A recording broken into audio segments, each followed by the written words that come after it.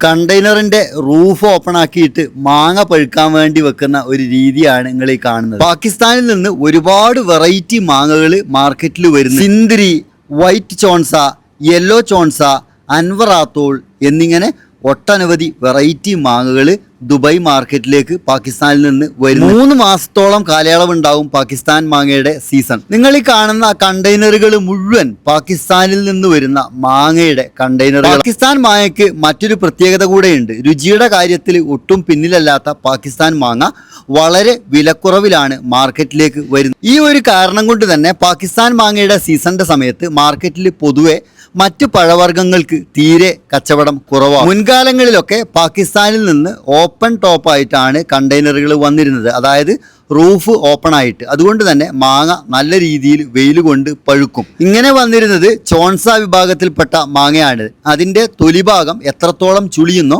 അത്രയ്ക്ക് മാങ്ങയ്ക്ക് മധുരവും രുചിയും കൂടും. മാർക്കറ്റിലെ ഒട്ടുമിക്ക കച്ചവടക്കാരും ഈ ഒരു സീസണിന് വേണ്ടി കിലോമീറ്ററുകൾ കണക്കിന് ചുറ്റളവുള്ള Dubai Aweer fruit and vegetable മാർക്കറ്റിലെ ഒട്ടുമിക്ക പ്രദേശങ്ങളും ഈ ഒരു കാലയളവിൽ പാകിസ്ഥാൻ മാങ്ങ കൈയടക്കും എന്നുള്ളത് പാകിസ്ഥാൻ മാങ്ങയുടെ മറ്റൊരു പ്രത്യേകതയാണ്.